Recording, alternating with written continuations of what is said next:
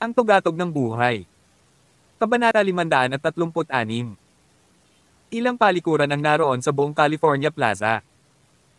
May 4 na palikuran sa bawat palapag at bawat banyo ay may hindi bababa sa 6 na toilet bowl. Pagdaragdag ng lahat ng ang mga ito mula sa mga banyo ng parehong kasarian ay gumawa ng kabuoang 8 toilet bowl sa bawat palapag. Ang California Plaza ay malamang na mayroong 10 palapag sa kabuuan. Sa kabuuan, iyon ay magdadagdag ng hanggang 480 toilet bowl. Maaaring makalimutan ng isa ang posibilidad na mamatay dahil sa pagkasuklem. Ang mas mahalagang tanong sa kamay ay kung ang isa ay mamamatay muna sa pagod. Pinakamahalaga, ang isang nasasakupan ay nagtanong sa isang maingat na tono, paano kung may dumi sa toilet bowl? Pakainin mo sila, galit na sagot ni Lord Lex Gunter. Tinanggap ng mga lalaki ang utos at agad na kinaladkad ang 2 babae para isagawa ang kanilang gawain. Biglang nakita ni Lord Lex Gunter na ang manager ng tindahan ng Chanel outlet ay may mga marka ng palad sa kanyang mukha. Anong nangyari sa mukha mo? Sinong sumampal sa'yo? Tanong niya. Baka sa mukha niya ang gulat na ekspresyon ng store manager. Hindi ako tinamaan. Tumangala si Alex Rockefeller. Nagawa ko. Gusto niyang dilaan ko rin ang mga toilet bowl. Galit na galit si Lord Lex Gunter. Ano? Isa pang piraso ng She*T. Ay drag siya palabas. Gawin ang parehong bagay sa kanya bilang. Ginawa mo si Penelope at ang kanyang anak. Lord Lex Gunter, patawarin mo ako, please. Malungkot na sigaw ng babae. Siya ay lubhang. Takot na takot. Bilang isang nakaestilong kagandahan, paano niya magagawa ang isang bagay tulad ng pagdila sa mga toilet bowl? Kakain na kaya siya? Nang maayos. Mabubuhay pa kaya siya bilang isang normal na tao? Takot na takot siya na baka pinagmumultuhan siya ng mga bangungot buong araw. Marahil ang kanyang bibig ay maaaring umamoy ng tae kapag siya ay kumain, uminom, at magsalita. Inip na ikanaway ni Lord Lex Gunter ang kanyang kamay. Hindi rin kita pinapatay.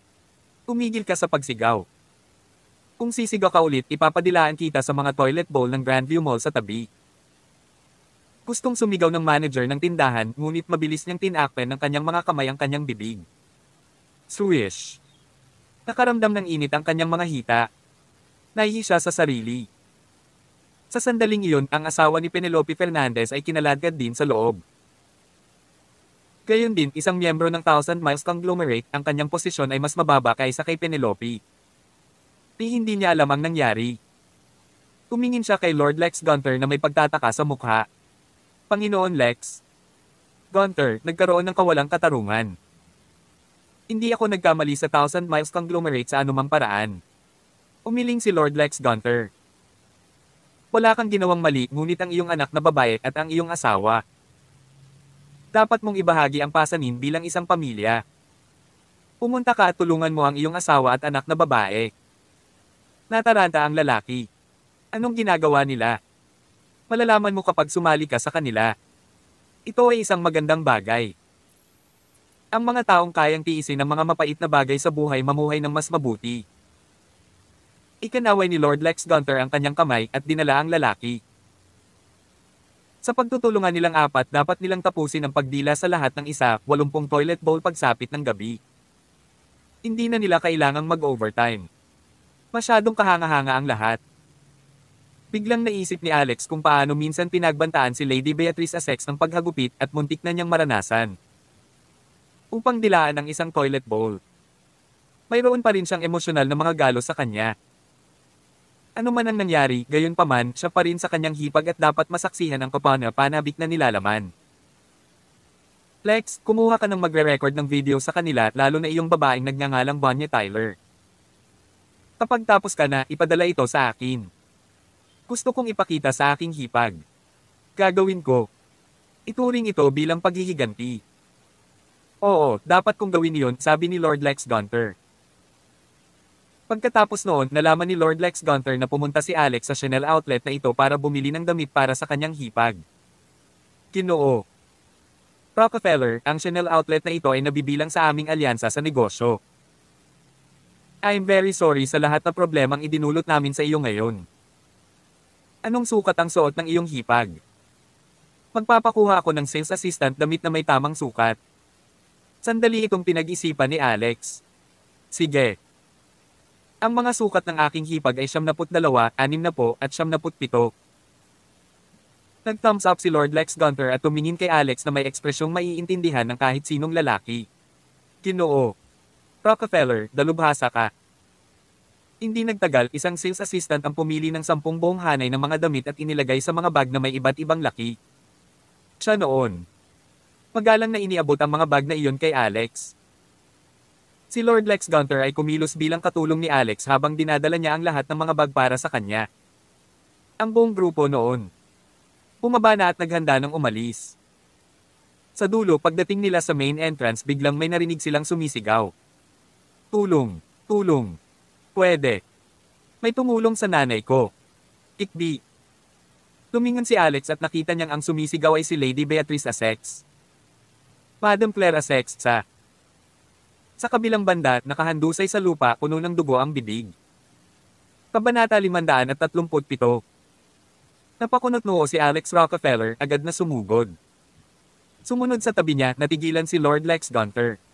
Sandali. Hindi niya makita ng malinaw kung paano pumunta si Alex. Sa isang kisap mata, nauuna na si Alex. Siya ay talagang isang supreme expert. Si Lord Lex Gunther ay labis na namangha sa kanyang puso. Tinulak niya ang pamimili. Mga bag sa kanyang mga kamay sa bodyguard sa tabi niya bago tumakbo din. Beatrice, anong nangyayari?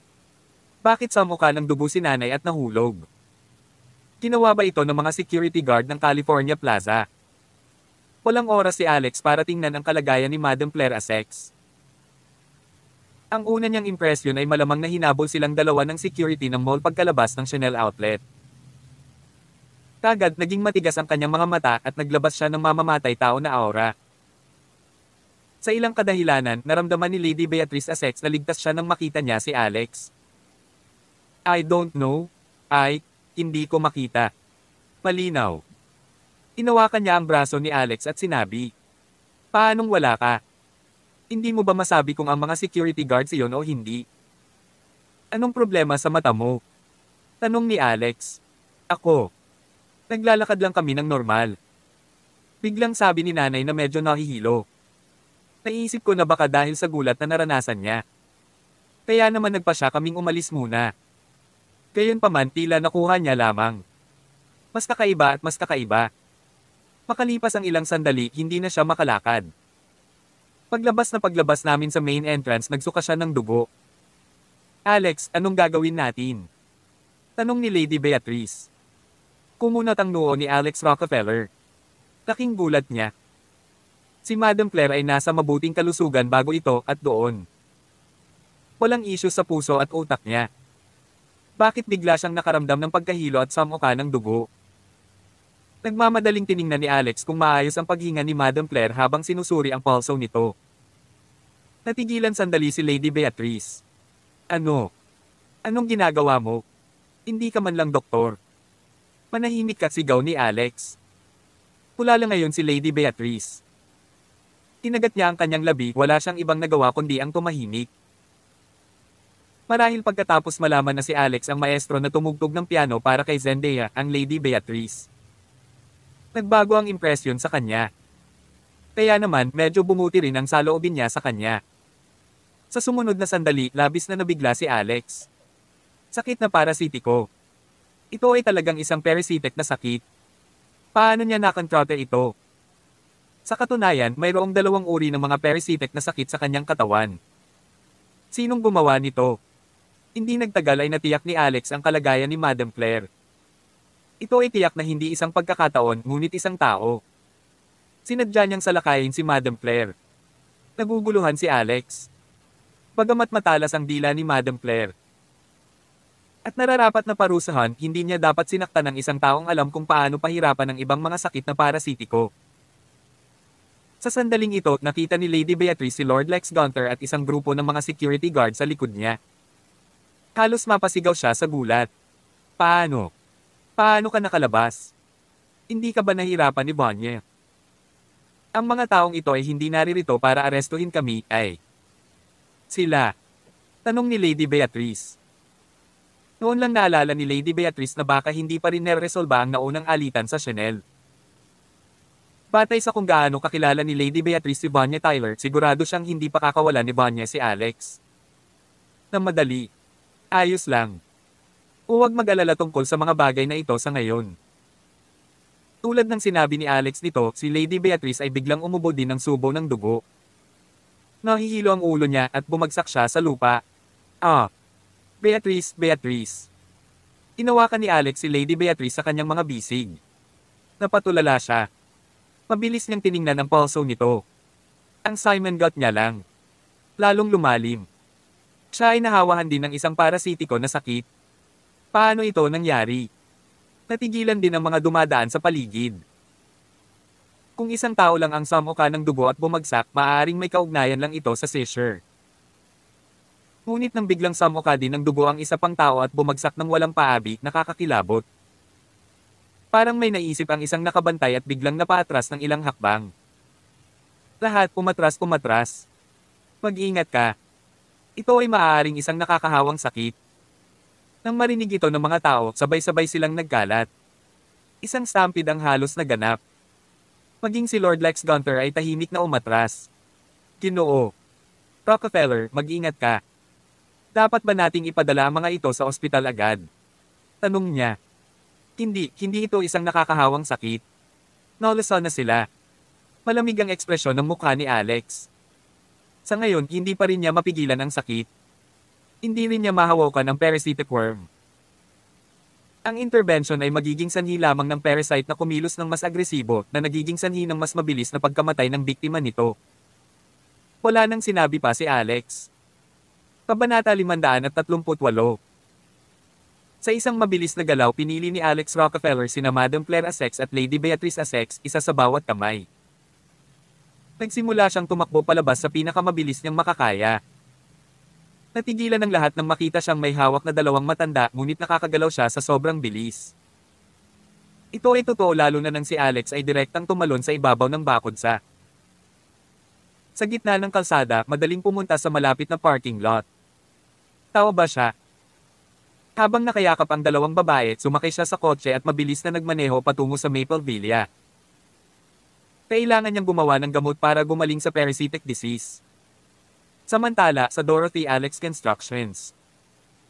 Sa gitna ng pamumuno sa isang pulong, biglang nagbago ang mga ekspresyon ni Lady Dorothy Essex. Ipinatong niya ang isang kamay sa kanya. Dibdib at huminto ng ilang segundo.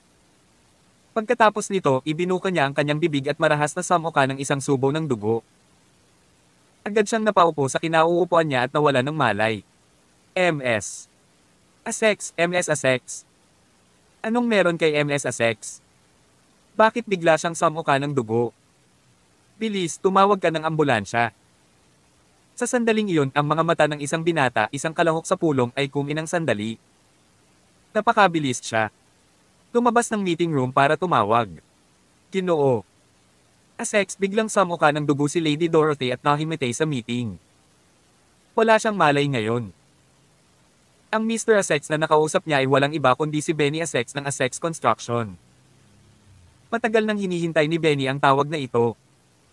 Ang taong ito ay isang impormante na kinuha niya sa isang mahal na presyo. Sige, nakuha ko. Nasa bahay talaga si Benny noong mga oras na iyon. Sina Madam Joanne, Anderson Essex at Lady Emma Essex ay lahat. Katabi din niya. Nagtrabaho ito, si Lady Dorothy ay nagsuka ng dugo at nahimatay, sabi ni Benny. Ang galing. Agad na pinalakpakan ni Lady Emma ang kanyang mga kamay. I've been longing for this be***stick to die. Paulit-ulit siyang lumalaban sa akin. Mas mabuti kung ang kanyang buong pamilya ay namatay ngayon, dagdag niya. Emma, wag mong sabihin yan. Kahit anong mangyari, pinsan mo pa rin siya. Masyadong malupit ang kamatayan. Ito ang pinakamagandang resulta. Hindi sila mamamatay, ngunit kailangan nilang magdusa sa loob ng ilang taon, sabi ni Anderson. Umadject si Lady Emma. Tay, akala ko talaga naaawa ka sa kanila. Kakayanin talaga ni Lola Blackwood. Talagang sulit ang paggastos ng higit sa $30 milyong para sa kanyang serbisyo. Kapag bumagsak si Lady Dorothy, magiging atin ang Dorothy Alex Constructions. Emma, kumanda ka. Bukas pupunta ka sa Dorothy Alex Constructions at sakupin ang kumpanya, sabi ni Madam Joanne. Tuwang-tuwa si Lady Emma. Ang galing, Lola. Hindi kita pababayaan. Umiti si Madam Joanne. Nabalitaan ko na bumili si Madam Claire ng bagong villa sa Senaport. Ito ay nagkakahalaga ng marami. Pera. Pagdating ng panahon, hihilingin din namin ang villa na iyon. Emma, isaalang-alang ito bilang bahagi ng iyong dote. Si Lady Emma ay nalulula sa tuwa. Salamat Lola, sabi niya. Lahat tayo ay pamilya. Huwag mo na itong banggitin. Mula ngayon, muling babangon ang Assex Construction. Sa kontrata mula sa mga order ng Wayland Realty at South Cali Structures, ano ang dapat ipag-alala ng pamilyang Assex? Kumpiyansa ako na sa wala pang 3 taon, ang pamilyang Assex ay magiging isa sa nangungunang California. Mga pamilya. Si Richie. Samantala, bumalik sa Maple Villa. Walang laman ng villa 8 sa sandaling ito dahil si Madam Brittany Rockefeller at Maya Howards kasama si Holly Yates ay bumalik sa Michigan upang patakbuhin ang palabas. Si Waltz Floor naman ay nasa trabaho pa rin. Si Alex Rockefeller ay umalis ng mag-isa. Ay, hindi, dito rin nakatira si Waltz Floor. Kasalukuyan, kararating lang ni Alex sa entrance ng villa. Bigla niyang nakita ang isang pandak at matandang babae na may maitim na mukha na nakaupo sa harap ng malaking bakal na tarangkahan. Natigilan sandali si Alex bago ibinaba ang bintana ng sasakyan. Sino ang hinahanap mo? Tanong niya. Ang matandang babae, natural, ay si Lola Blackwood. Nanginginig siyang tumayo at dahan-daang lumapit kay Alex. Hinahanap kita, binata. Bakit mo ako hinahanap? Tanong ni Alex. May ibibigay ako sa'yo. Bago siya matapos, bigla niyang ikinaway ang kanyang kamay at nagwisik ng isang dakot ng pulbo sa mukha ni Alex. Kabanata 539. Swoosh. Ang malaking dakot ng pulbo ay itim at mayroon itong kakaiba, malansang amoy. Nagulat si Alex Rockefeller. Higit sa lahat, nakaupo siya ngayon sa driver's seat sa kotse. Sa kanyang seatbelt, imposibleng makatakas. Pilit niyang ibinuga ang isang subo ng Chi Energy. Tulad ng isang unos, ito ay tumulak pasulong na tinatangay ang karamihan sa pulbos. Gayunpaman, isang maliit na bahagi ang nahulog sa loob ng kotse at dumapo sa kanyang katawan. Kalokohan. Galit na nagmura si Alex. Nararamdaman din niya ang desperadong bagay na tumutusok sa kanyang katawan.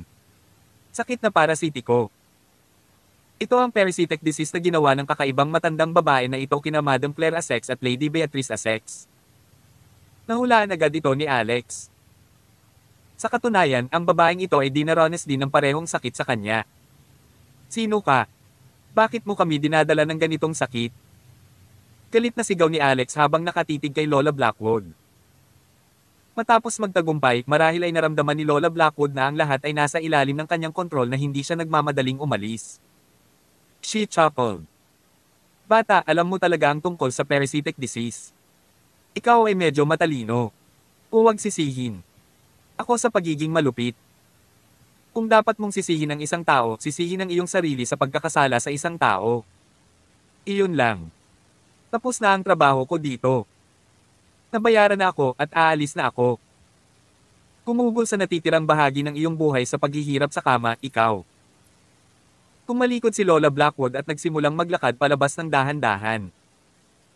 Naniniwala siya na pagkatapos maapektuhan ng napakaraming parasito, hindi na makakalabas ng sasakyan si Alex. Sa lalong madaling panahon, siya ay masusuka ng dugo at hihimatayin. Hindi siya naiiba sa isang taong na comatose. Sandali lang. Sa kanyang pagtataka, narinig ni Lola Blackwood ang boses ni Alex mula sa likuran. Napaka-energetic ng boses niya. Nang lumingon siya, nakita niya talaga si Alex na binubuksan ng wand ng pinto ng kotse habang naglalakad palabas na parang walang sugat. Agad na nagkontrata ang mga mag-aaral ni Lola Blackwood. Kamusta ka? Okay. Tanong niya. Nagtaka si Lola Blackwood kung nag-i-imagine ba siya ng mga bagay-bagay. Nakikita niya talaga ang mga arko ng kidlat na kumikislap sa paligid ng katawan ni Alex. Sa totoo lang, hindi niya iniisip ang mga bagay-bagay. Mayroon talagang mga arko ng kidlat. Ito ay ang chi energy sa loob ng katawan ni Alex na lumalabas bilang isang puwersa sa pamamagitan ng katangian ng kidlat. Diretso nitong kinuryent ang mga bulating parasito na tumutusok sa kanyang katawan. Bilang tagapagmana ng Ultimate Book of Medicine at practitioner ng Foundation Building, paano kaya si Alex? Kinahadlangan ng ilang menor de edad na bulating parasito. Bagamat hindi niya magagamit ang kanyang chi energy of lightning attribute. Pumatay ng mga uod sa katawan ng ibang tao, madali niyang mapatay ang mga nasa katawan niya. Ito ay walang alinlangan na mas epektibo kaysa gumamit ng insecticide. Sa tingin mo, kaya ba akong patayin ng mga ordinaryong bulating tulad mo? Nananaginip ka ba? Mahina kong tanong ni Alex. Habang naglalakad papunta kay Granny Blackwood ng paisa-isang hakbang. Duda ako na immune ka sa mga parasitic worm ko. Kumikislap ang mga mata ni Lola Blackwood habang ibinuka niya ang kanyang bibig. Sa susunod na segundo, isang gintong lumilipad na insekto ang lumipad mula sa kanyang bibig at direktang itinapat ang sarili kay Alex. Si Alex gayunpaman ay nagawang abutin ito at hinawakan. Nahulog sa kanyang kamay ang gintong lumilipad na insekto. Goldwing parasite. Casual na sabi ni Alex matapos itong sumulyap. Sa sumunod na sandali, may kumikidlat na arco sa kanyang palad. Agad na nakuryente ang Goldwing parasite. Napaiyak si Lola Blackwood sa sakit. Tumalsik ang dugo sa sulok ng kanyang bibig. Nakakonekta sa kanyang sariling buhay, ang Goldwing parasite ay ang kanyang katutubong parasitic worm. Ngayon, sa pagiging ganoon, madaling nakuryente ni Alex magdusa siya sa backlash. Nagdulot ito sa kanya ng pagsuka ng dugo mula sa pinsala. Itinapon ni Alex ang patay na parasito na may pakpak na ginto. Mayroon ka bang iba pang mga trick? Isang itsura ng gulat ang lumitaw sa mga mata ni Lola Blackwood. Nagmumura siya kay Madam Joanne sa puso niya. John Carlton, matandang B***. Pinatayo mo ako. Ang taong ito ay malinaw na hindi isang ordinaryong tao. Gusto mo talaga. Pinasimulan ako sa isang misyon ng pagpapakamatay. Kung mabubuhay ako, babayaran kita para dito. Swish. Bahagyang gumalaw ang bulugad ni Lola Blackwood. Dalawang maliliit at pulang ahas ang ipinadala kay Alex sa bilis ng kidlat. Malamig na ngumuso si Alex habang dinadaluyan ng kidlat na katangiang chi sa gitna ng palad nito. Hinawakan niya ang dalawang ahas sa kanyang mga kamay. Sa sumunod na segundo, namatay din ang mga ahas na ito. Takasan. Nagkalat si Lola Black ng isang dakot ng makamandag na ambon bago tumalikod at tumakbo. Kabanata 540. Sino subukang tumakbo? Huli na. Sa isang mabilis na hakbang, lumitaw si Alex Rockefeller sa harap ni Granny Blackwood. Ang maldita na matandang babae na ito ay hindi isang martial artist. Limitado ang kanyang mga galaw, hindi katulad ni Alex. Ang susunod. Saglit, tinapik ni Alex ang dibdib ni Lola Blackwood at pinutol ang isang nerve connection sa kanyang katawan. Siya sa lalong madaling panahon. Nahulog sa lupa at nawala ng malay. Hindi pa rin mapatay ni Alex ang matandang babaeng ito sa sandaling iyon dahil hindi pa niya napapagaling sina Madam Claire Essex at Lady Beatrice Essex sa kanilang parasitic disease.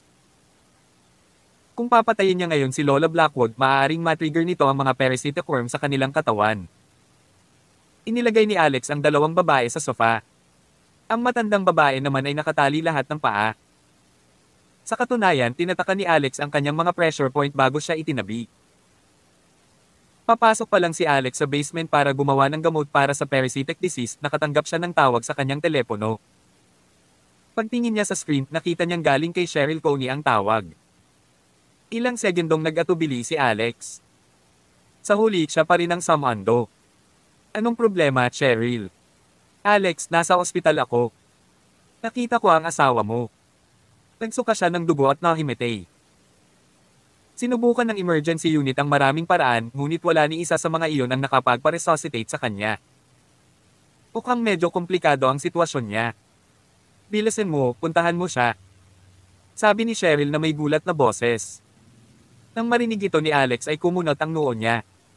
Di asterisk man ito. Masyado siyang pabaya. Hindi lang sina Madam Claire at Lady Beatrice ang naapektuhan kundi si Lola Blackwood din ang sumunod sa kanya.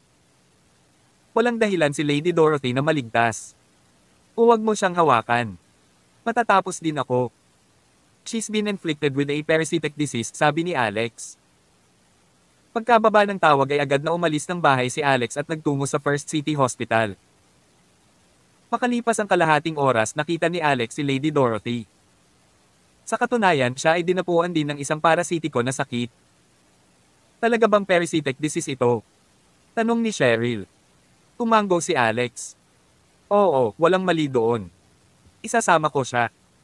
Hindi siya gagaling dito sa ospital. Gagawa ako ng paraan pagbalik ko, sabi niya.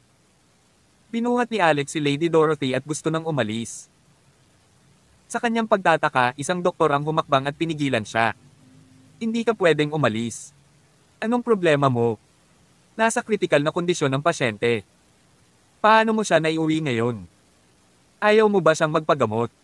Anong klaseng asawa ka? Tumingin si Alex sa doktor. Maaari mo bang malaman kung ano ang dahilan? Nanatiling tahimik ang doktor. Kung hindi mo man lang malaman kung ano ang dahilan, paano ako makakaasa na ililigtas mo siya? Tanong ni Alex.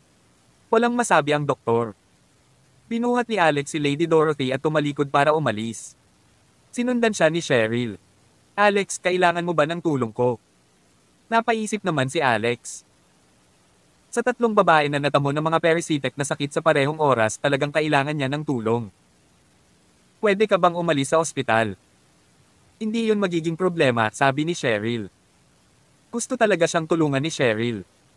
Bukod doon, ito rin ang unang beses niyang makatagpo ng mga parasitic disease. Nais niyang malaman ang higit pa tungkol sa ito sa pamamagitan ng pagtagkasama si Alex. Sige. Sumama ka sa akin, sabi ni Alex. Si Richie.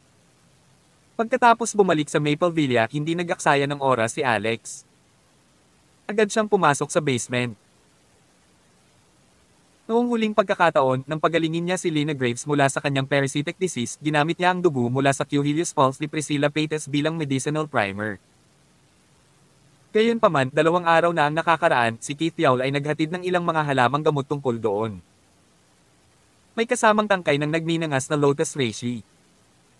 Ito ay isang espiritual na damo at ito rin ay isang makamundong kayamanan. 7. Ang orihinal na katangian ay mas malakas pa sa dugo ni Priscilla Paytas.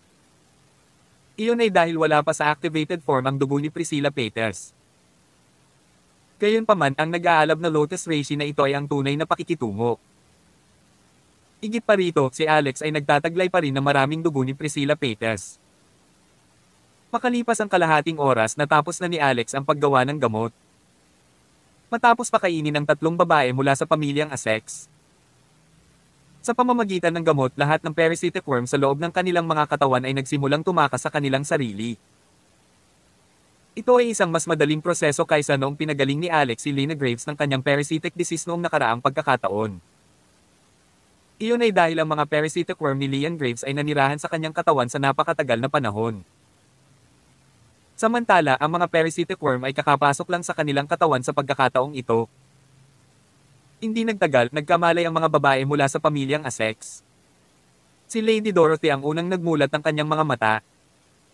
Sa sandaling ginawa niya yon, nakita niya si Cheryl na nakatitig sa kanya. Ginang. Agad na napaupo si Dorothy na may tuhod na reaksyon. Bakit ikaw? Bakit ka nandito? Ang ekspresyon ng mukha ni Lady Dorothy ay puno ng poot. Naningkit ang mga mata ni Alex. Honey, iniligtas ka ni Dr. Coney, mabilis niyang sabi. Nanlaki ang magagandang mata ni Cheryl at nagkaroon siya ng kakaibang ekspresyon sa kanyang mukha. Kabanata 541. Umiling si Lady Dorothy Essex. Medyo masakit ang ulo niya. Ang pakiramdam na ito ay tulad ng paghila ng 2 all-nighters at pag-inom ng 3 tasa ng mabigat na caffeinated na kape. Bagaman, napakalakas na niya ngayon, sobra-sobra ito sa kanyang ulo at hindi niya lubos matanggap. Pagkatapos noon, nagsimulang lumitaw sa kanyang isipan ang mga alaala ng nangyari bago siya nawala ng malay. Ginang Dorothy. Naalala na siya ay nagtapon ng dugo at nahimatay pagkatapos noon. Saan ang lugar na ito? Pagkaraan ng ilang sandali, nakilala niya na siya ay nasa Villa 8. Honey, anong nangyari sa akin? Tanong ni Lady Dorothy. Inabot niya si Alex Rockefeller, gustong maging. Niyakap niya. Hindi alintana kung ang kanyang katawan ay mahina o sinusubukang ipakita na siya ang namamahala sa harap ni Cheryl. Connie, Alex. Natupad pa rin ang hiling niya. Lumapit siya at niyakap siya. Huwag kang matakot. Ikaw ay pinatawan ng isang uri ng lason mula sa Canyonland. Buti na lang nailigtas ka ni Cheryl sa oras. Ayos na kayo ngayon, mahinang sabi ni Alex. Kami. Sa wakas ay nakita ni Lady Dorothy na ang kanyang ina, si Madam Claire Essex, at ang kanyang nakababatang kapatid na babae, si Lady Beatrice.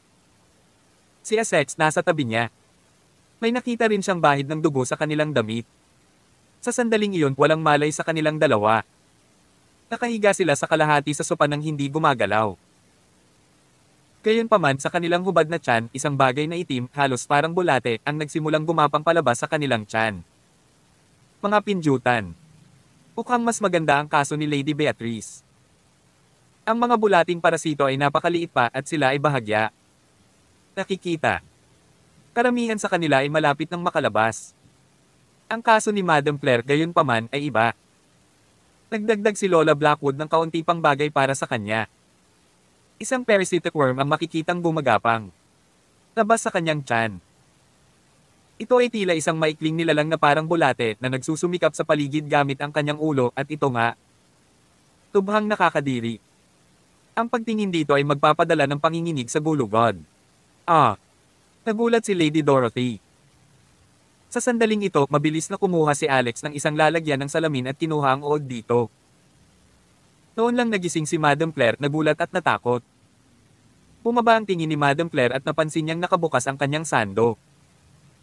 Anong ginawa ng B***** na yon, Alex? Siya. Agad na nagalit at ginawa ang kanyang pinakamalakas na puwersa, sinampal si Alex sa kanyang mukha. B*****, ako ang iyong biyanan. Ano ang ginagawa mo sa akin? Immoral ka B*****. Sigaw niya.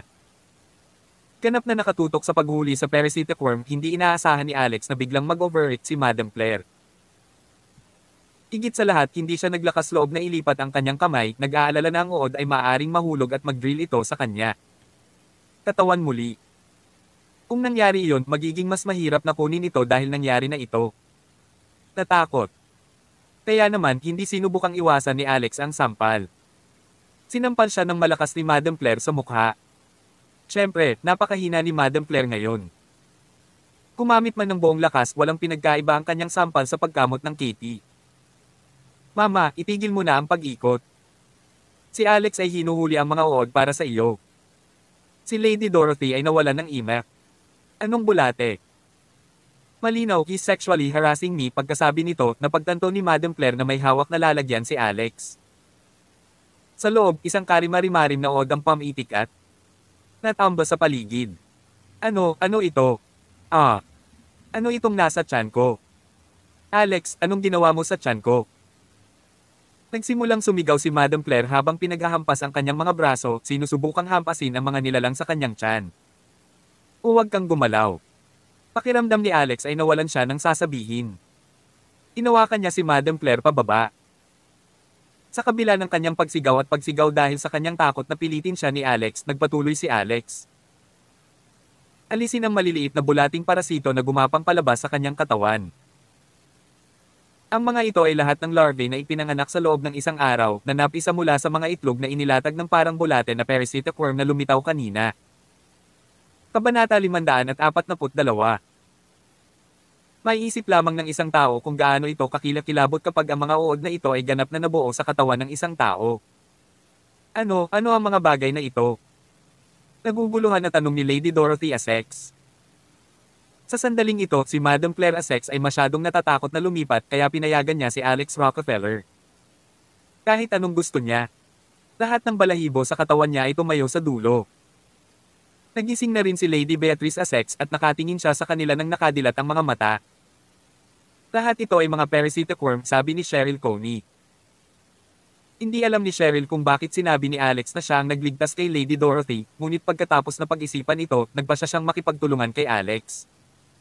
Parasitic worms. Tulad ng sa mga bulating parasito sa Canyonland.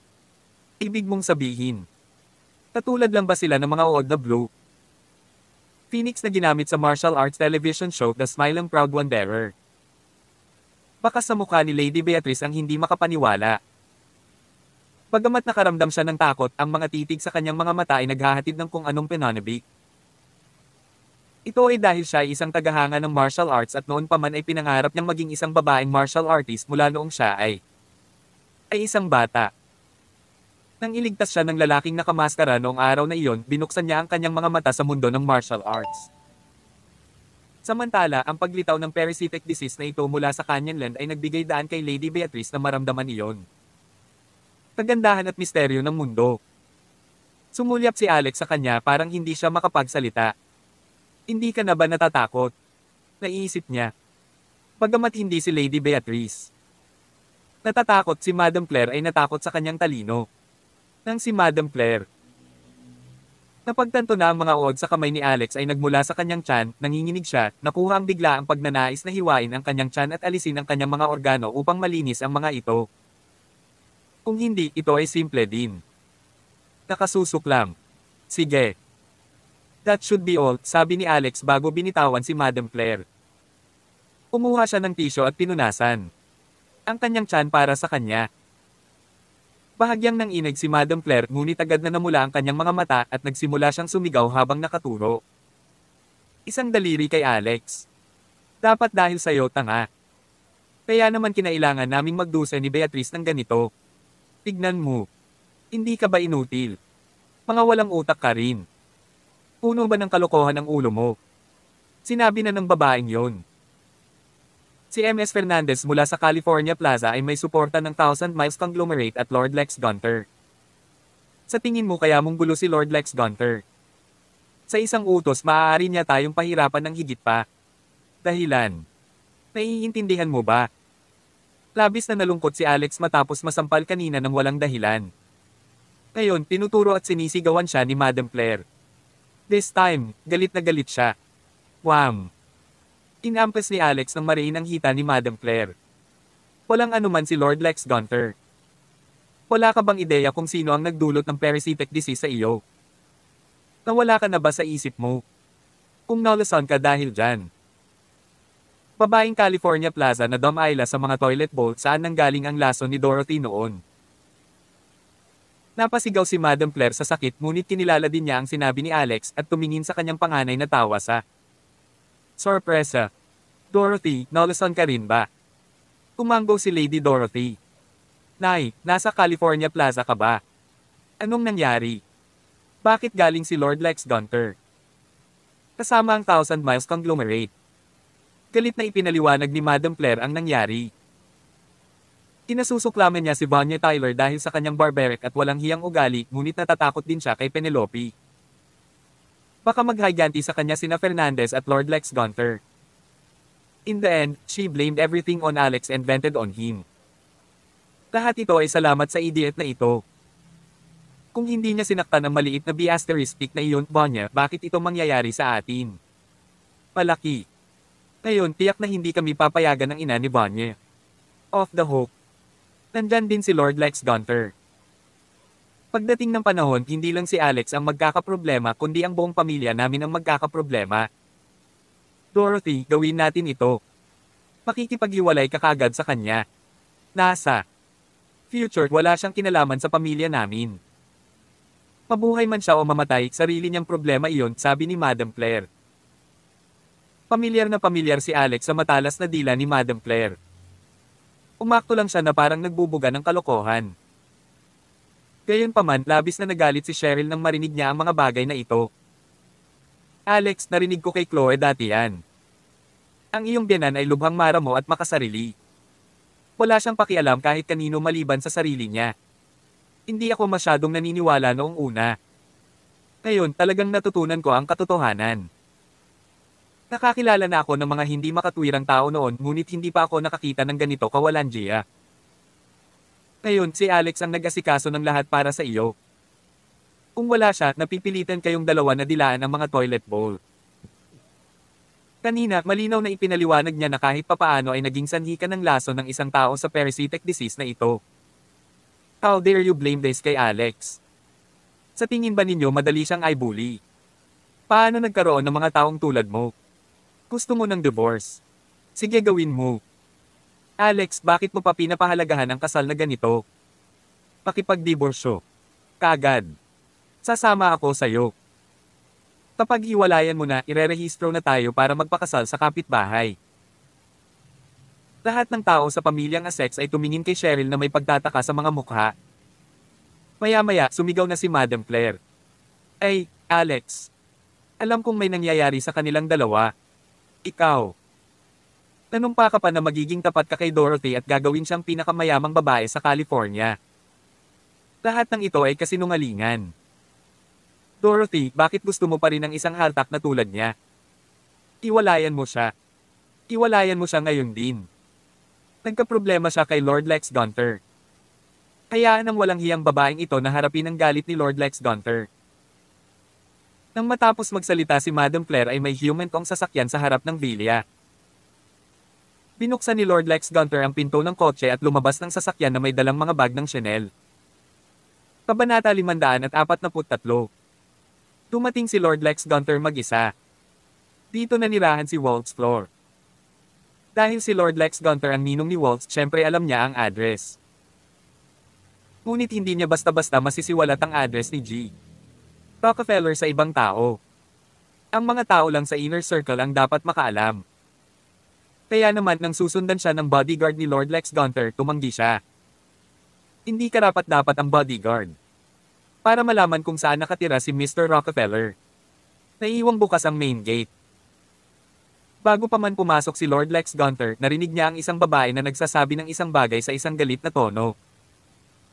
Malabo niyang narinig ang kanyang pangalan at ang pagbanggit ng galit ng isang tao. Galit pa rin ba ang biyenan ni Mr. Rockefeller? Nagawa ko ng dilaan ng pamilya ni Penelope ang lahat ng toilet bowl sa California Plaza. Hindi pa ba sapat iyon? Paano kung mahikayat din silang dilaan ang mga banyo ng Grandview Mall? Sa sandaling ito, naisuka na ni Penelope Fernandez at ng kanyang pamilya ang kanilang katas ng apdo. Bilang pangkalahatang tagapamahala ng California Plaza, kadalasan ay napaka-pribilehiyo niya. Papasok lang siya sa mga high-class na clubhouse at ang mga toilet na ginamit niya ay pasadyang ginawa na may ganap na automated na mga function ng AI. Ang bawat isa sa mga palikuran na ito ay nagkakahalaga ng ilang daang libong dolyar. Hindi man lang pumasok si Penelope sa mga palikuran sa mga shopping mall. Hindi niya akalain na kailangan niyang dilaan ang mga mangkok sa loob. Matapos gawin ito ng isang beses, naisuka na niya ang lahat ng kinain niya noong nakaraang gabi. Kalimutan ng tungkol sa mahigit 100 toilet bowl. Ang isa ay sapat na upang kitilin ang kanyang buhay. Sa huli, ang asawa ni Penelope at ang manager ng Chanel outlet ay kailangang kumuha ng karamihan sa pasanin. Hindi pa rin tumitigil sa pag-iyak ang babaeng manager ng tindahan hanggang ngayon. Halos maubos ang kanyang luha. Ang gusto lang niya ay sipsipin si Penelope. Dahil dito, itinulak niya ang sarili sa kasabihang kailaliman ng impyerno. Sa puntong iyon, isang martial artist mula sa Thousand Miles Conglomerate na responsable sa pangangasiwa sa kanila ay biglang nakatanggap ng tawag mula kay Lord Lex Gunther. Akala ng grupo ng mga tao ay handang bawiin ni Lord Lex Gunther ang kanyang order. Akala nila ay matatapos na ang kanilang paghihirap. Sa katunayan, may iba pang pag-asa si Penelope. At least, isa siya sa mga empleyado ni Lord Lex Gunther. Kanina, malamang ay mayroon si Lord Lex Gunther. Pinarusahan sila para pakalmayin si Alex. Ngayong umalis na si Alex, hindi na nila kailangang dilaan ang mga toilet bowl. Marahil maaaring mabayaran pa sila. Sa kanyang pagtataka, tumingin ang martial artist kay Penelope at ang iba pa nang matapos ang tawag. Sinabi ni Lord Lex Gunther na kailangan mo ring dilaan ang mga mangkok sa mga banyo ng Grandview Mall. Penelope, ikaw at ang iyong anak na babae ay pupunta doon. Nang marinig iyon ni Penelope, bigla siyang nawalan ng malay. Si Richie. Ginoo. Rockefeller, okay lang ba ang iyong biyenan at hipag? Matapos lumakad si Lord Lex Gunther sa pintuan, tumingin siya sa lahat. Ibinaba niya ang mga shopping bag at nagmamadaling lumapit kay Alex. Medyo nagulat si Alex sa pagdating ni Lord Gunther. Si Lord Gunther, gayunpaman, ay dumating sa tamang oras. Napatingin si Alex kay Madam Claire Essex at ngumisi. Hindi ka ba natakot na mangyari si Lord Lex Gunther? Pinatay ako sa isang salita tapos kalad ka rin ang pamilya mo kasama ko. Well, bakit hindi mo siya tanungin ngayon kung naglakas loob siyang salakayin ako? Ginoo. Rockefeller, dapat nagbibiro ka. Mas gugustuhin ko pang tumalon sa kamatayan o magbigti kaysa atakihin ka. Mabilis na sabi ni Lord Lex Gunther. Tinitigan ni Madam Claire si Lord Lex Gunther. Pakiramdam niya ay nakita na niya ito dati, ngunit wala siyang maalala. Noong araw na pinilit ni Madam Joanne si Lady Dorothy Essex na pakasalan si Spark Rockefeller, pumunta si Lord Lex Gunther sa lugar ng pamilya Essex kasama ang isang grupo ng mga executive mula sa Thousand Miles Conglomerate. Nagdala rin sila ng mga regalo. Gayunpaman, nagkaroon ng aksidente at nagmamadaling umalis si Lord Lex Gunther. Sa oras na iyon, si Madam Claire ay natigil sa labas at hindi niya makita kung ano ang nangyari ng malinaw. Inilibot ni Madam Claire ang kanyang mga mata. Sino siya? Tanong niya. Siya si Lord Lex Gunther. Ang Lord Lex Gunther ng Thousand Miles Conglomerate. Nagmamadaling tumango si Lord Lex Gunther. Oo. Ako si Lord Lex Gunther. Madam Claire, meron na po ako. Pinarusahan ng mabigat si Penelope at ang kanyang pamilya. Para ipaghiganti ka, pinadilaan ko sila sa bawat toilet bowl sa California Plaza. At inutusan ko lang silang dilaan din ang mga toilet bowl ng Grandview Mall. I wonder if you're pleased with that, sabi niya. Pagkasabi niya nito, natigilan ang lahat ng babae. Ilang toilet bowl ang mayroon sa California Plaza at Grandview Mall kung ang lahat ng ito ay pinagsama-sama? Kung ang isa ay talagang dilaan ang lahat ng ito, hindi ba masisira ang kanilang dila? Ngunit sa susunod na sandali, si Madam Claire ay tila nagalit. Tinuraan niya ang mukha ni Lord Lex Gunther. Sino ang sinusubukan mong lokohin? Kung ikaw si Lord Lex Gunther mula sa Thousand Miles Conglomerate, ako. Dapat ang iyong ama. Walang paraan para maniwala siya. Anong uri ng tao si Lord Lex Gunther? Kabanata 544. Mayroong hindi mabilang na mga eksperto sa ilalim ng numero 1 manlalaban sa underworld ng California. Kahit na sa mata ng publiko, si Lord Lex Gunther ay dapat ituring sa mga pinakamaimpluwensyang tao. Ngunit ang lalaking ito sa harap ni Alex Rockefeller ay nakayuko, sinusubukan ng kanyang makakaya na pasayahin siya, mas mapagpakumbaba kaysa sa isang pulubi. Paano maihahambing ang isang tulad nito kay Lord Lex Gunther mula sa Thousand Miles Conglomerate? Ang lalaking ito ay hindi karapat-dapat na maging lingkod ni Lord Lex Gunther. Natigilan sandali si Lord Lex Gunther. Hindi siya makagalaw. Ilang taon na ba? Sa California, pinamunuan niya ang buong underworld. Sino ang hindi magpapakita sa kanya ng paggalang?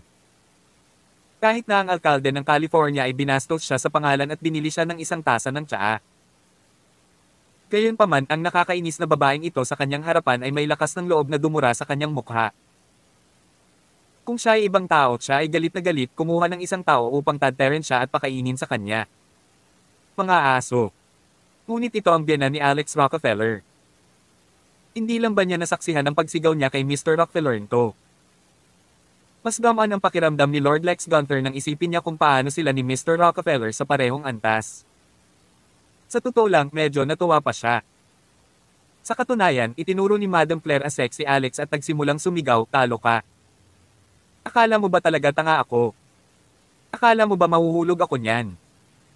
Si Lord Lex Gunther ay isang kilalang Californian. Isa siyang big shot pero tingnan mo ang ugali ng lalaking ito. Anong pinagkaiba niya at isang sarat? Mangyaring kung makakahanap ka ng isang taong kumilos sa ganitong paraan, maghanap man lamang ng isang mukhang mas angkop. Okay, kung gusto mong mamatay, magpatuloy at gawin ito, ngunit huwag i-drag ang aming pamilya dito. Oo naman, magagawa mo ang lahat ng gusto mo sa isang peking Lord Lex Gunther. Gusto kong makita kung ano. Gagawin mo talaga kung narito ang totoong Lord Lex Gunther. Ako ang tunay na Lord Lex Gunther. Walang magawa si Lord Lex Gunther. Tinulak siya ni Madam Claire. At isa akong tunay na reyna. Magwala ka. Napabuntong hininga si Alex. Dapat bumalik ka muna. Sabi niya kay Lord Lex Gunther. Siyempre, ayaw ni Lord Lex Gunther na makitungo sa babaeng kasing inis ni Madam Claire. Kaya niya, hindi sinaktan o makipagtalo sa kanya. Nagkataon na sinabi ni Alex ang kanyang isip at nagmamadali siyang umalis. Walang sinabi si Lady Dorothy Essex sa buong debacle. Siya ay naging manhid sa mga bisyo ng kanyang ina. Sa ngayon, si Cheryl Coney lang ang nasa isip ni Lady Dorothy. Nakaramdam siya ng hindi kapani-paniwalang selos. Sa huli, si Lady Beatrice Essex ang sa wakas ay nagsalita. Mom, stop being so unreasonable all the oras. Dapat talaga nating pasalamatan si Alex sa ginawa niya ngayon. Kung wala siya, sino ang nakakaalam kung ano ang maaaring nangyari sa amin? Sinundan ako ni Bonnie Tyler. Hindi siya mabuting tao. Iniligtas tayo ni Alex. Nagulat si Alex. Simula noong pumanig si Lady Beatrice. Si Madam Claire naman ay galit na galit, hindi inaasahan na kakampi ng kanyang bunsong anak si Alex. Nasisiraan ka na ba ng bait? Hindi ka ba galit sa kanya? Bakit mo siya tinutulungan? Wala akong tinutulungan. Kakampi lang ako sa rason. Anyway, I'm on my brother-in-law's side in this matter, sabi ni Lady Beatrice. Matagal na nagpatuloy si Madam Claire sa pagsigaw. Sa wakas, nagpumilit pa rin siyang umalis. Ngunit ang tatlo sa kanila ay kagagaling lang mula sa parasitic disease at wala silang sasakyan. Si Alex lang ang pwedeng magmaneho sa kanila. Bago umalis, lumapit si Lady Dorothy kay Cheryl. Si Dr. Coney, salamat sa pagligtas mo sa amin ngayon. Isang araw, tiyak na ibabalik ko ang pabor. Gayunpaman, asawa ko si Alex at hindi ko siya iaalok sa iyo. Dapat bigyan mo na lang. Pataas. Lumapit si Cheryl sa tenga ni Lady Dorothy. Hindi ko hinihiling na ihandog mo siya. I'm just waiting for the two of you to get divorced, bulong niya. Kung ganoon, maaari kang maghintay hanggang sa ikaw ay matanda at kulay abo. Hindi mangyayari iyon. Tutulungan ako ng nanay mo, sabi ni Cheryl. Galit na galit si Lady Dorothy, ngunit sa huli, kinaladkad siya ni Madam Claire. Tinitid sila ni Alex sa Senaport. Pagdating nila, binilisan ni Lady Beatrice ang kanyang matamis na oras para lumabas ng sasakyan. Matapos makalabas pareho sina Madam Claire at Lady Dorothy, kinindatan niya si Alex. Salamat, Alex. Naniniwala ako doon. Hindi ka guguluhin ni Lord Lex Gunther, sabi niya. Oh. Kahit ang iyong ina ay hindi naniniwala, kaya bakit kailangan mo? Tanong ni Alex. Dahil. Naniniwala lang ako, sabi ni Lady Beatrice. Well, may ipapakita ako sa iyo, sabi ni Alex. Kinuha ni Alex ang phone niya at pinakita sa kanya ang isang video. Nang makita niya ito, biglang tinakpan ni Lady Beatrice ang kanyang bibig. Baka sa mukha niya ang kawalan ng paniwala, nagsimulang tumulo ang mga luha niya. Salamat. Thank you for doing this for me, mahinang hikbi niya habang niyayakap si Alex. Kabanata 545. Ipinakita ni Alex Rockefeller kay Lady Beatrice Essex ang parehong video na ipinadala sa kanya ni Lord Lex Gunther tungkol sa pagdila ni Bonnie Tyler sa mga toilet bowl. Oh, Diyos ko! Bagamat inilayo ni Alex ang kanyang telepono, naiinis pa rin siya sa panunood sa screen. Hindi na niya nakayanin at nagsimula siyang mag-isip kung dapat ba niyang tawagan si Lord Lex Gunther para tumigil sila. Pagdila sa mga palikuran na iyon. Sa gulat niya, bigla siyang sinunggaban ni Lady Beatrice at niyakap siya. Natigilan si Alex. Hindi niya akalain na ganito ang pakikitungo niya. Ngunit hindi niya alam, si Bonnie ay matagal nang naging pinakamasamang bangungot ni Lady Beatrice. Kahit ngayon lang, Lady.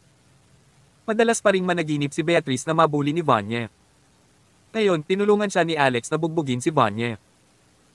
Ngayon, pinilit pa niyang dilaan si Bonnie sa mga toilet bowl. Dahil dito, parang nawala sa isang iglap ang lahat ng naunang trauma. Nakuha mo ba si Michelle para tulungan ka? O nakuha mo ba si Zendaya?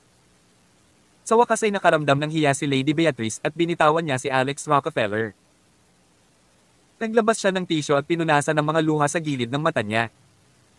Paano ito sasagutin ni Alex?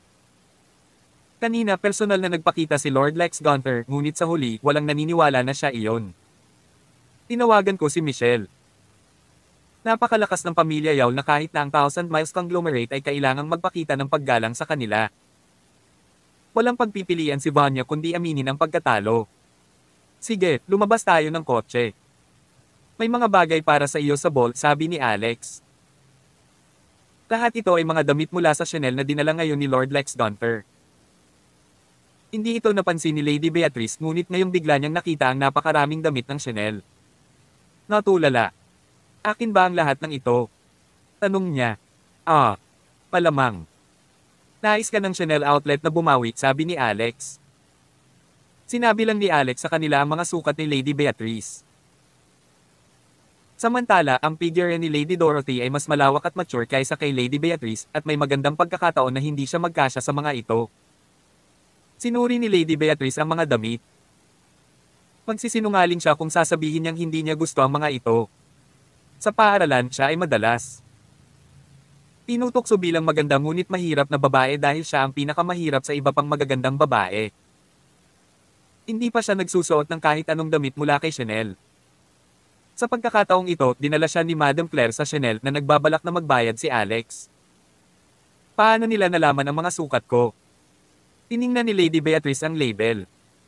Sa katunayan, ang mga sukat ay eksakto sa kanya. Dati pinapalabo mo ako ng damit mo. Nakita ko na sila at naalala ko, retorikang sagot ni Alex. Sa tingin ko hindi ko pa hiniling sa iyo na hugasan ang aking damit na panloob, tama ba? Tanong ni Lady Beatrice. Tama iyan. May underwear pa sa mga shopping bag. Sa katunayan, ito rin ang kanyang sukat. Natigilan si Alex. Tungkol doon. Hindi ko talaga alam. Kinagat ni Lady Beatrice ang mapupulang labi. Bigla niyang naalala ang pagkawala ng isang pares ng underwear noong nakaraan. Hindi niya ito mahanap kahit anong pilit niya. Naalala niya noon na ninakaw ni Alex ang underwear ng kanyang ina ilang araw na ang nakakaraan. Sa sandaling iyon, ang lahat ay biglang nagkaroon ng kahulugan. Alex, alam kong baka may ganyan ka pang fetish. Marahil ito ay bahagyang salamat sa aking kapatid na babae. Sa kabila ng pagiging matagal ng kasal, hindi kanya hinayaang hawakan siya. Gayunpaman, dapat mong ihinto ang pagnanakaw ng mga bagay na ito. Hindi magiging maganda kung mahuli ka. Mapapatawad kita sa ninakaw mo sa nakaraan. Isaalang-alang ito bilang isang regalo. Pero, please wag mo akong isipin ng ganyan. I like someone else, sabi ni Lady Beatrice habang bumababa ang kanyang tingin. With that, kinuha niya ang mga damit at nagmamadaling pumasok sa villa. Mukhang natulala si Alex. Anong ninakaw ko? Anong ibig mong sabihin? Marahil ang ibig mong sabihin ay, oh Diyos. Naunawaan na ito ni Alex ngayon ngunit nadama niya na siya ay labis na hindi naiintindihan. Si Richie. Makalipas ang kalahating oras, bumalik si Alex sa Maple Villa.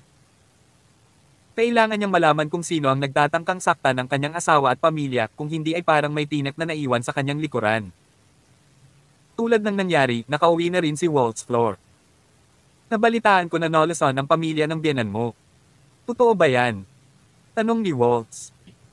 Maliwanag, nalaman ni Waltz ang tungkol dito mula kay Lord Lex Gunther. Oo. Sagot ni Alex. Ginawa ba ito ng matandang babae sa basement? Tanong ni Waltz. Tama iyan. I was planning to put her through a door of investigation, sabi ni Alex. Kabanata 546. Pumasok silang dalawa sa basement. Ginising ni Alex Rockefeller si Lola Blackwood ng isang direktang sipa. Sabihin mo sa akin. Sino ang nagpadala sa iyo para saktan si Madam Claire, Lady Dorothy, at ako? Tanong ni Alex. Splat. Nagluwa ng laway ang matandang babae kay Waltz Floor. Gayunpaman, madaling naiwasan ito ni Waltz. Maagang alam ni Waltz na ang matandang babae na ito ay kakaiba, isa na maaaring magdulot ng isang taong may mga parasitic na sakit. Ang matandang babae ay malamang na nagtataglay ng hindi mabilang na mga bagay na lason.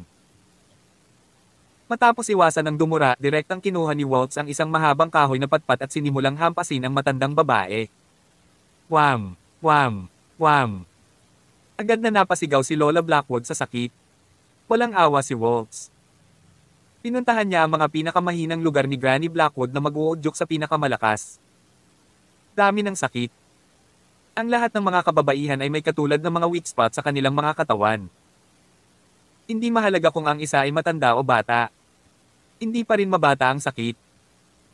Kung hindi mo sasabihin sa akin, bubugbugin kita hanggang sa mamatay ka, sabi ni Waltz. Wham! Wham! Wham! Ang mga paa ni Lola Blackwood ay nakatali lahat. Hindi siya makagalaw. Dumapo ang stick sa mga bahagi ng kanyang katawan na pinakamasakit at hindi man lang niya naiwasan ang pag-atake. Higit sa lahat, si Lola Blackwood ay hindi isang babaeng may matibay na integridad. Higit sa lahat, kinasusuklaman niya si Madam Joanne mula sa pamilyang Essex dahil sa pag-set up sa kanya.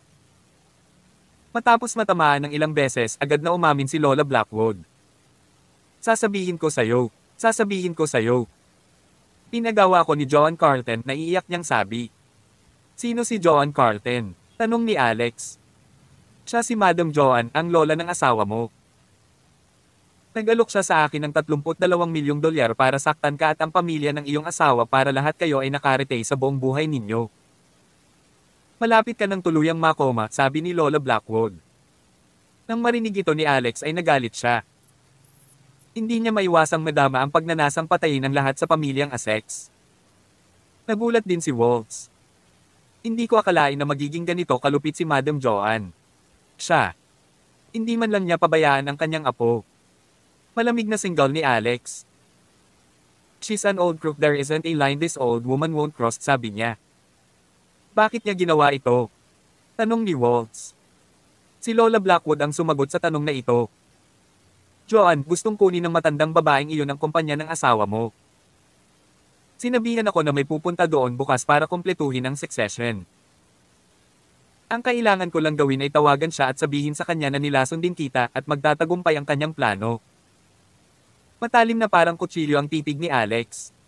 Mabuti. Kung ganoon, bibigyan kita ng pagkakataong mabuhay. Gusto kong gawin mo sa kanya ang gusto niyang gawin sa atin. Kaya mo ba? Tanong ni Alex. Wala nang ibang gusto si Lola Blackwood kundi ang mabuhay ngayon. Sa puntong ito, ano ang hindi niya maipapangako? Gagawin. Agad siyang tumango. Hindi yun magiging problema, sabi niya. Tumingin si Alex kay Granny Blackwood ng malamig na titig. Ngunit hindi ka lubos na mapagkakatiwalaan. Kailangan kong maglagay ng isang bagay sa iyong katawan upang pigilan ka. Si Richie.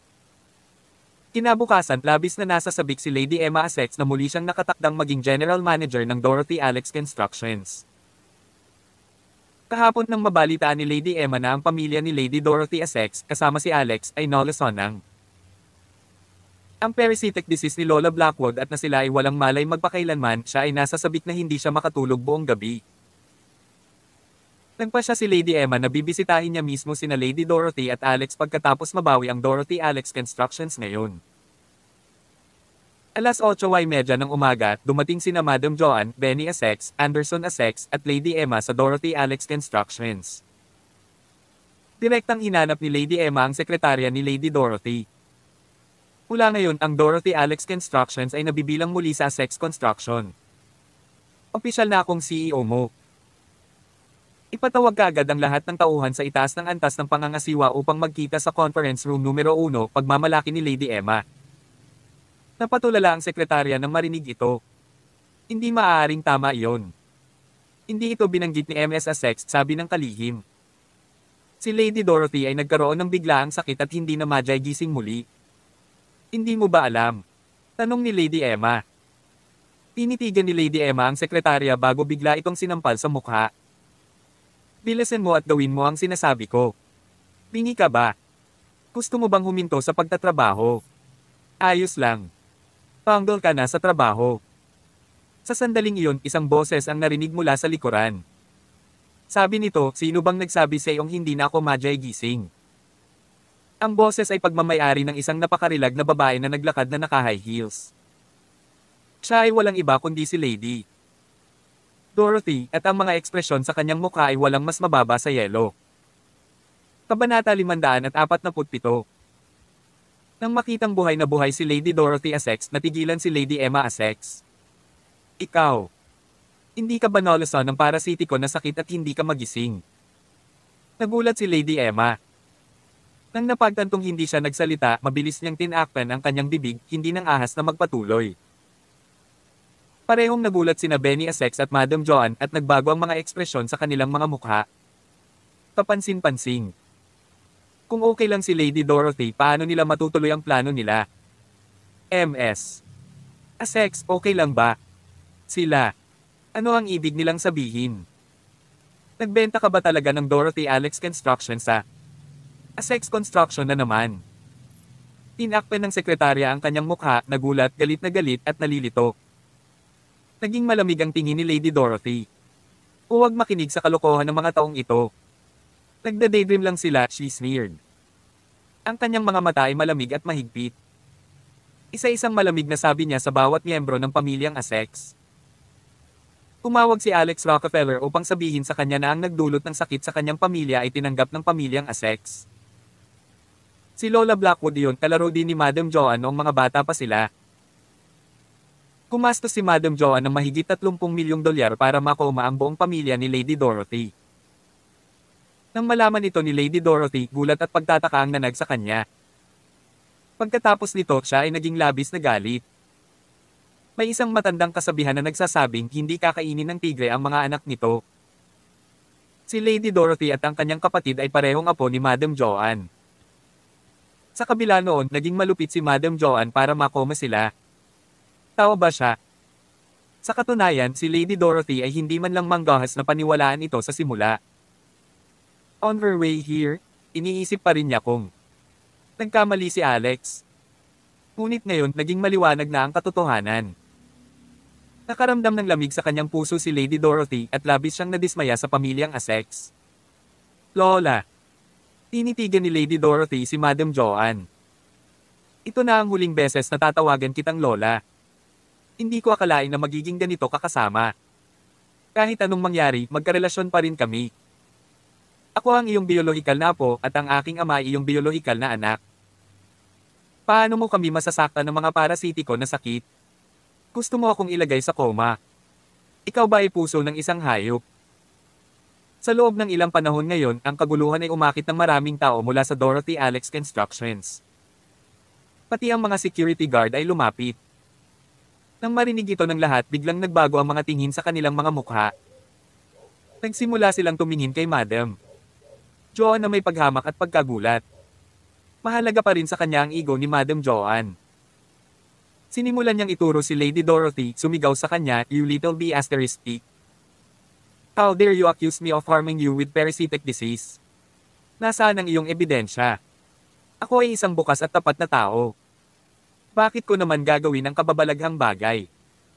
Ikaw naman ay gumamit ng mga walang hiyang pamamaraan para nakawin sa amin ang Essex Construction City South Subsidiary Company. Nangikil ka pa ng 110 milyong dolyar. You're the real beast here," mabangis na sigaw ni Madam Joanne. Sa sandaling ito, ibang boses ang maririnig. "Old hag, sabi mo open ka at tapat. Untik na akong mamatay sa kakatawa. Ikaw ang pinakakasuklam-suklam at walang hiyang babae sa buong California. Hindi lang ang puso mo kundi ang laman loob mo ay puro itim at bulok.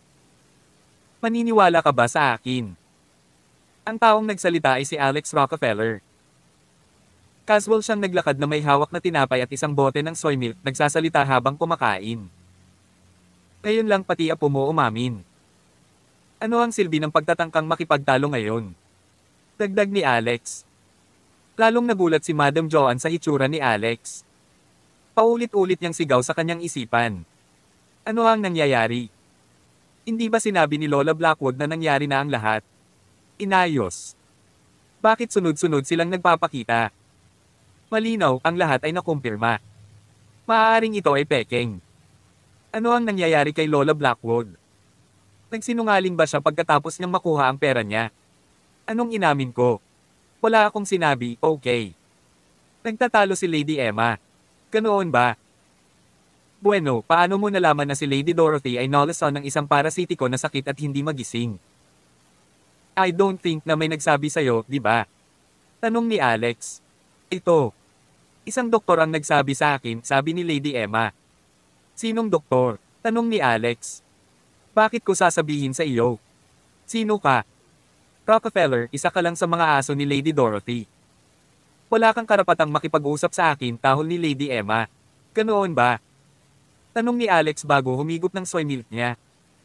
Bigla niyang ibinuhos ang natitirang soy milk kay Lady Emma. Tumalsik ang likido sa kanyang mukha, buhok, at damit. Buong umaga ay ginugol ni Lady Emma ang kanyang make-up. Ngayon siya ay mukhang isang ganap na gulo. Arg! Malakas na sigaw ni Lady Emma.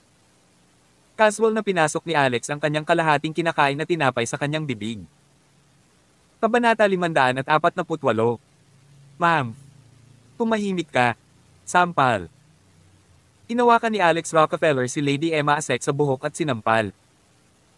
Sino ang nagtanong sa iyo na magsuka ng kalokohan? Sampal. Anong sabi ng doktor sa iyo? Umuwi ang aking asawa pagkatapos ng maikling pagbisita sa ospital. Hindi alam ng doktor kung ano ang mga parasitic na sakit. Ikaw lang ba ang mahuhulaan ng hinaharap? Sampal. Sino ang nagbigay sa iyo ng lakas ng loob na pumunta sa aming kumpanya at agawin ang mga bagay? Sino ka sa tingin mo? Sino ang nagbigay sa iyo ng karapatang gawin ang lahat ng ito? Pagkatapos ng ilang sampal, ang mukha ni Lady Emma ay namamaga na parang ulo ng baboy. Tumalsik ang dugo sa lahat ng direksyon. Mabilis na kumilos si Alex kaya walang sino man mula sa pamilyang Asek ang makakapag-react sa oras. Kahit na nag-react si Anderson Asek sa oras, hindi siya nang ahas na magsalita para sa kanyang anak. Iyon ay dahil talagang natatakot siya kay Alex, natatakot na baka magdulot siya ng hindi nararapat na mga problema sa kanyang sarili kapag humakbang siya. Jenny, sinampal ka ng babaeng ito kanina. You can slap her back now, sabi ni Alex sa Lady Dorothy Assexes. Talihim. Alam niya ang pangalan nito, Jenny Cassidy. Dahil sinampal ng walang dahilan, natural na nagalit si Jenny. Kinakabahan siyang tumingin sa lahat sa pamilyang Assex. Kaya ko ba talaga? Maingat na tanong niya. Siyempre, kaya mo. Mata sa mata. Hindi ka ba galit? Tanong ni Alex. Siyempre, galit ako. Sige, sasampalin ko siya, walang pag-aalinlangan na sagot ni Jenny. Huwag kang maglakas loob. Galit na sigaw ni Lady Emma. Smack! Sinampal ni Jenny si Lady Emma ng mariin. Sa tingin mo ba natatakot ako? Sino ka sa tingin mo? Kung ikukumpara kay MS Assex, isa ka lang na basura. Hindi ka lang kulang sa kakayahan kundi kulang ka rin sa mga credential sa akademya. Kung wala ang pamilyang Assex, wala ka. Nako, malapit nang bumaba ang pamilyang Assex, hindi ba? Sila. Paano naging ganito ang Assex Construction, isang magandang kumpanya? Hindi ba ang lahat ng ito ay dahil sa iyong sarili? Ginagawa. Lumampas ka sa linya. Sigaw ni Madam Joanne. Itinaas niya ang kanyang saklay at akmang hahampasin nito ang ulo ni Jenny. Sa huli, kinawakan ito ni Alex. Right after that, sinampal niya si Madam Joanne sa mukha. Biglang tumahimik ang lahat.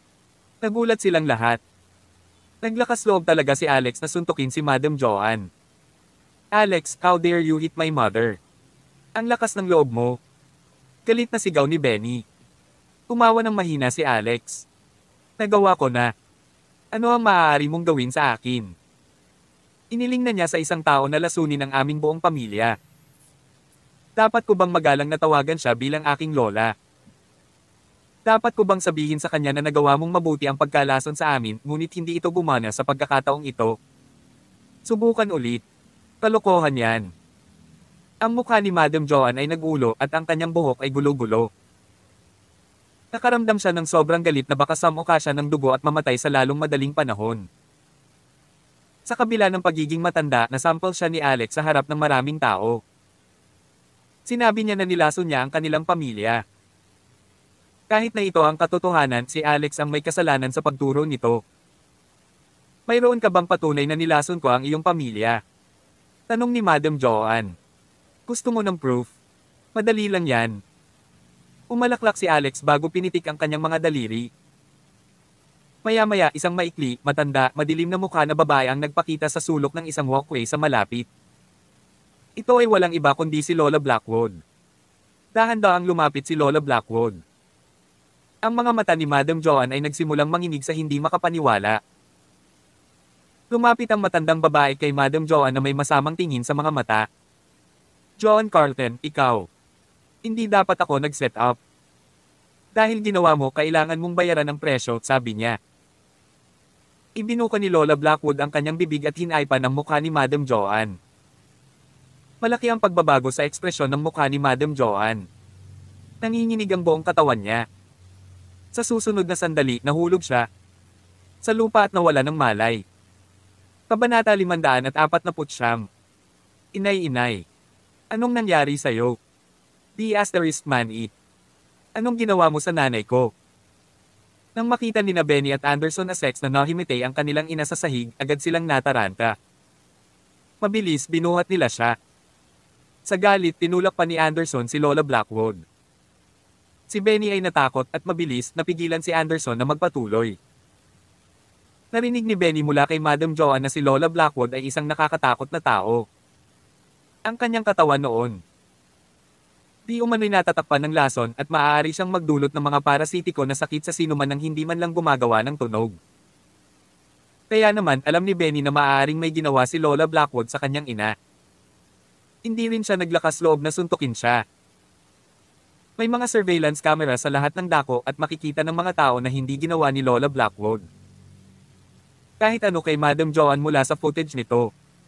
Walang dapat akusahan sa kanya. Medyo napasimangot si Alex Rockefeller. Iniling niya kay Lola Blackwood na ilagay sa coma si Madam Joanne nang hindi halata tungkol dito, hindi. Umaasang kikilos siya kagad at sa payak na paningin ng lahat. Gayunpaman, hindi na pinansin ni Alex. Tinuraan ni Lola Blackwood si Anderson bago malamig na tumawa. Sino ka? How dare you push me? Sa katunayan, hindi kailanman maaaring manganak si Joanne ng anumang bagay na maganda. Katulad mo lang siya noong bata pa siya, she said. Sinulyapan ni Lola Blackwood si Alex bago tumalikod at umalis. Bilisan mo, ipadala mo si Mama sa ospital. Ang pamilyang Essex ay nagpakita na parang sila ang may-ari ng lugar, ngunit ngayon, sila ay kumari pa ng takbo palayo na parang mga roaches. Si Madam Joanne, partikular, ay dumating na nakatayo ngunit umalis habang dinadala ng paalang. Kung may mangyari man sa nanay ko, hindi kita bibitawan, malamig na sabi ni Benny kay Alex bago siya umalis. Isang mapangutyang tawa ang pinakawalan ni Alex. Alam ng lahat kung ano ang nangyari sa iyong ina. Masyado siyang nasaktan. Mga tao sa labas at karapat-dapat siya nito. Kung gusto mong maghiganti sa akin, ituloy mo. I'll be ready for anything, sabi ni Alex. Talagang hindi niya masyadong inisip ang pamilyang Essex. Sa puntong ito kung talagang gusto ni Alex na makitungo sa kanila siya. Kailangan lang gumawa ng ilang mga tawag at ang pamilyang Essex ay mawawala ng tuluyan. Hindi lang siya naabala. Nang makaalis na ang pamilyang Essex, itinaas ni Jenny Cassidy ang kanyang makatarungang hinlalaki kay Alex. Alex, ang galing mo talaga. Tinakot mo pa si Madam Joanne. Si Jenny ay maaaring ituring na isang matagal ng empleyado ng kumpanya.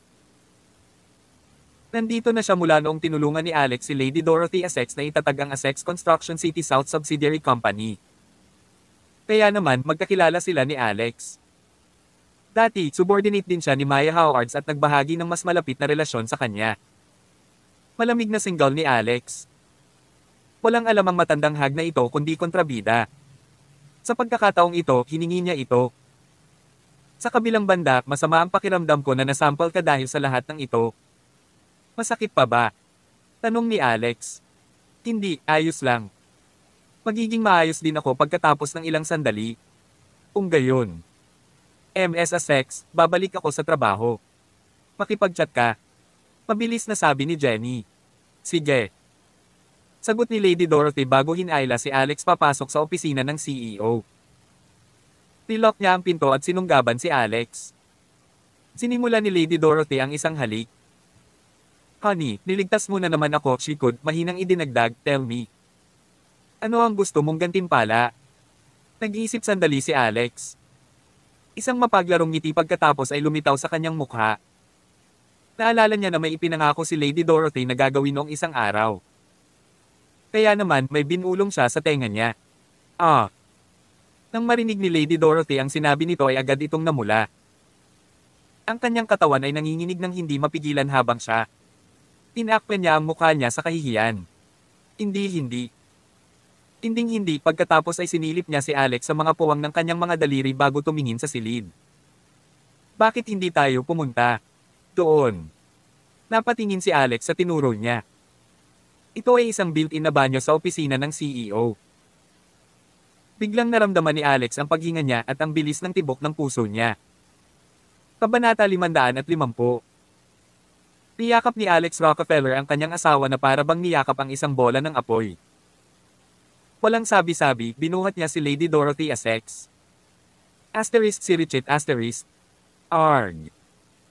Pagkaalis ng pamilya Essex, mabilis nilang ipinadala si Madam Joanne sa ospital.